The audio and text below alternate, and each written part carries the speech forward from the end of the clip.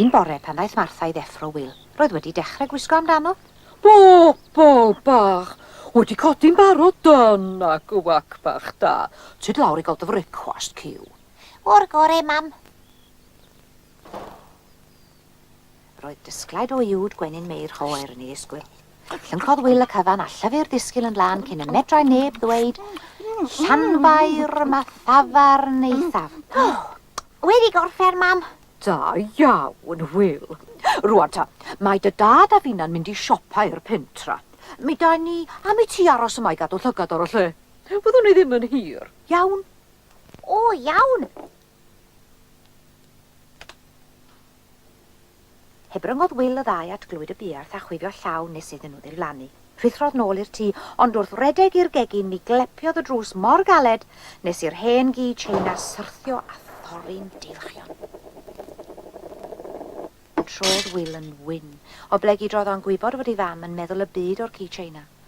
O, Cwac, malwod mawr. O, be nai. Yr eiliad nesaf fe ddaeth cnoc ar y drws cefn, yr hogie. Ti'n dod allan i chwarae, Wil? Gofynodd Sioni. Cwac, nag dw. Atebodd Wil. Dewch mewn, mi dwi'n gyfalu am y lle tra bod mam a dad yn pentra. O, a galwch be nes i wrth gleipian y drws gyda. Wil. Medde Hiw.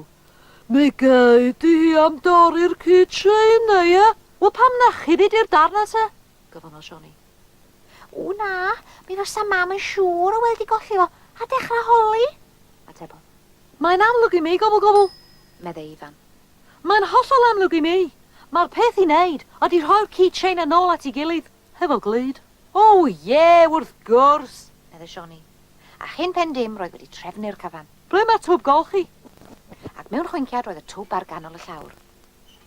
Wedi lenwi, tywallodd Sioni'r blawd i'r dŵr a'i droi. Ydy'r glid yn barod? Wel, dwi'n meddwl fod eisiau chwaneg o flawd.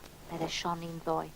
A thywalltwyd y gweddill o'r blawd i'r twba ac mi drodd Sioni eto nes bod ei fraich wedi hen flino. Mae yn barod rwan.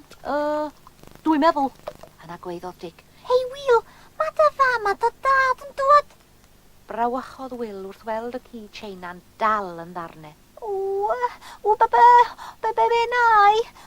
Mi gais dŵr o ofnadwy. Llefodd Wil, a dechreuodd neidio o gwmpas o dyn o'i go, a dyna pryd y camodd ar dipyn o'r glid oedd wedi gollwng dros ymyl y twb. O, a gwan!